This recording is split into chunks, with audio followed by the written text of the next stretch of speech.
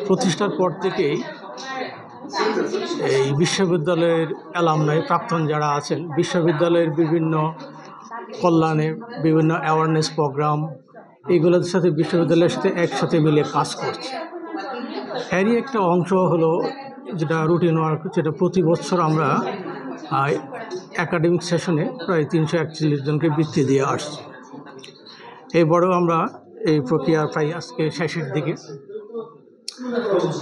প্রায় 1300 মতো অ্যাপ্লিকেশন করে, তার মধ্যে আমাদের যাচাই বাছাই করে আমাদের সীমাবদ্ধতার কারণে 341 জনকে আমরা প্রতি সেশনে বৃত্তি দিয়ে থাকি।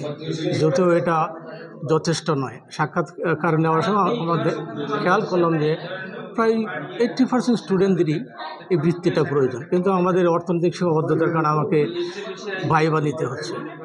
আমরা এটা ছাড়াও নতুন কমিটি আসার পরে আমরা ফিজিক্যালি চ্যালেঞ্জ যারা আছে তাদের আমরা 100% বৃত্তি দিচ্ছি। শুধু সমাজসেবা অধিদপ্তরের সার্টিফিকেটটা থাকলে আমরা বৃত্তি দিচ্ছি। এর মধ্যে আমরা এই সেশনে বলতে গেলে প্রিভিয়াস যারা আছে, মানে 3rd ইয়ার, 2nd ইয়ার, 1st ইয়ার সবাইকে আমরা এই আওতায় নিয়ে আসছি। আমরা 3000 টাকা করে 3 মাসে একসাথে করে 9000 টাকা আমরা তাদের বৃত্তি দিব। তাই আমাদের এইবার আমরা 96 জন ফিজিক্যালি চ্যালেঞ্জ ছাত্রদের আমরা বাছাই করেছি। আমরা অচিরে তাদের বৃত্তিটা কার্যক্রমটা শুরু করব। এটা হলো আমরা গতানুগতিক যে 341 জন ছিল রেগুলার বৃত্তির পাশাপাশি এটা অতিরিক্ত নতুন কমিটি আসার পরে আমরা এই নতুন ফিজিক্যালি চ্যালেঞ্জে আলাদা করে দিয়েছি। অন্য সময় সাধারণ স্টুডেন্টদের সাথে ওদের একসাথে করে একীভূত করে দেওয়া হতো। এবারে আমরা আলাদা করে দিলাম যে ওদের আলাদা করে বৃত্তি দেওয়ার, ওদের আমরা কোনো শর্টিংয়ে আনতে চাচ্ছি না। ফিজিক্যালি চ্যালেঞ্জ নানান সমস্যার মধ্যে দিয়ে যায়। ওদের কিছু কিছু ফিজিক্যাল চ্যালেঞ্জ আছে, ইচ্ছা করলে ওরা টিউশনি করতে পারছে না। সাধারণ স্টুডেন্ট ওরা যে সাবজেক্ট কম বেশি তারা টিউশনি করতে পারে, কিন্তু ফিজিক্যালি চ্যালেঞ্জ যারা আছে তাদের পক্ষে এটা সম্ভব না। এটা খুবই মানবিক একটা দৃষ্টিতে আমরা দেখছি। সেই প্রেক্ষাপটে আমরা ওদের আলাদা করে 100% বৃত্তি দিচ্ছি। আর আমাদের যে এই যে অপ্রতুলতা, যে এত স্টুডেন্টদের অ্যাপ্লিকেশন করে আমরা মাত্র 341 জনকে বৃত্তি দিচ্ছি। আমাদের দুয়ার ইসি কমিটিতে একটা সিদ্ধান্ত হয়েছে, একটা আমরা স্কিম হাতে নিয়েছি যে ঢাকা বিশ্ববিদ্যালয়ে 100 ইয়ার্সে 100 কোটি ফান্ড আমরা রেজ করবো। এটা নিয়ে আমরা কাজ করছি।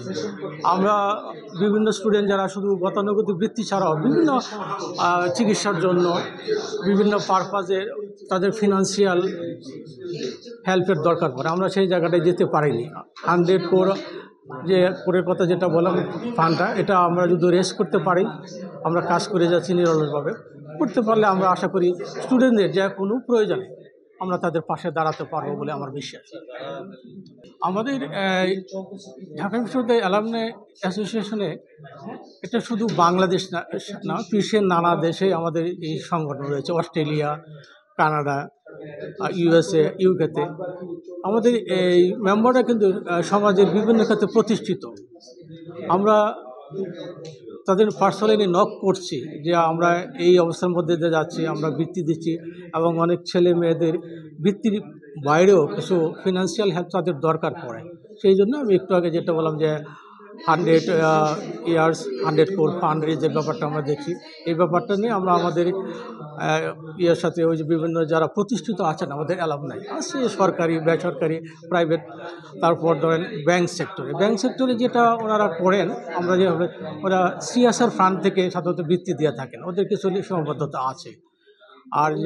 আর যেটা বলে যে ধনাঢ্য ব্যক্তিদের আমাদের একটা আবেদন তো অবশ্যই থাকবে যে আমরা প্রাক্তনদের একটা দায়বদ্ধতা তো অবশ্যই আছে। সেই দায়বদ্ধতা থেকে আমরা আমাদের দায়িত্বটা পালন করা উচিত বলে আমি মনে করি। যারা বৃত্তি পাবে না তাদের জন্য আমরা চেষ্টা করছি তাকে অন্যভাবে আমাদের প্রোভাইড করার। আমাদের কিছু মেম্বার আছেন যারা ব্যক্তিগত ব্যবসায়িকভাবে প্রতিষ্ঠিত, তাদের বিভিন্ন প্রতিষ্ঠানে আমরা বলছি যে তাদের পার্ট টাইমে কাজ করার সুযোগ আমরা অতটা পারছি না, যতটুকুই সম্ভব আমরা চেষ্টা করছি তাদের পার্ট টাইম একটা কাজ করে তাদের যাতে যারা বৃত্তি পাবে না তাদের হয়তো ফিনান্সিয়াল একটু হেল্প হোক। এমন ছেলেপেলে আছে যে আমার আশ্চর্য লাগে যে এই বর্তমান বাজারে 2500 টাকা দিয়ে ওদের মাসে চলতে হয়। সেটা একেবারেই কাম্য নয়, সম্ভব নয়, কিন্তু ওদের চলতে কোনো উপায় থাকে না। দেখা গেলো এমন সাবজেক্টে পড়ে তাদের প্রাইভেট টিউশনি করার সুযোগটা ওদের থাকছে না।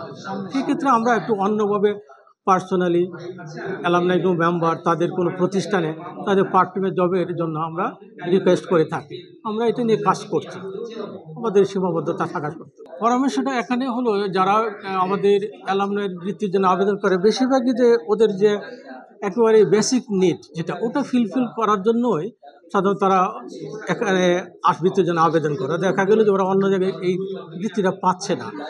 এরা এমন সাবজেক্ট আছে যেমন উদাহরণ হিসেবে বলতে পারে যেমন সংস্কৃত পালি, ওদের যদি ওরা কিন্তু কোনো টিউশনি দেয় না, পায় না কারণ গার্জেনরা যখন সংস্কৃত পারি তখন তাদের আসলে কোনো টিউশনি দিতে চায় না। যেমন ম্যাথ আছে, অ্যাকাউন্টিং আছে,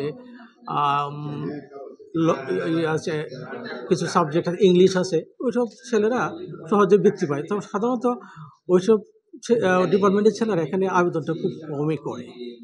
আর আমাদের যারা বৃত্তি আমরা সিলেক্ট করি তাদের আমরা এদের আমাদের অ্যালামনাইতে যারা অ্যালামনাইদের প্রতি তাদের একটা দায়বদ্ধতা আছে। আমরা অ্যালামনাই বিশ্ববিদ্যালয়ের প্রশাসনের সাথে মিলেমিশে কাজ করি। বিভিন্ন অ্যাওয়ারনেস প্রোগ্রামে আমরা তাদের কাজে লাগাই আর কি। এটা আমরা ওই প্রতিশ্রুতিটা ওদের বলি যে আমরা বৃত্তি দিচ্ছি আমাদের সীমাবদ্ধতার মধ্যেও, যে তোমরা এই যে বিশ্ববিদ্যালয়ের বিভিন্ন অ্যাওয়ারনেস প্রোগ্রাম থাকে ওটাতে তাদের আমরা সম্পৃক্ত করার চেষ্টা করি।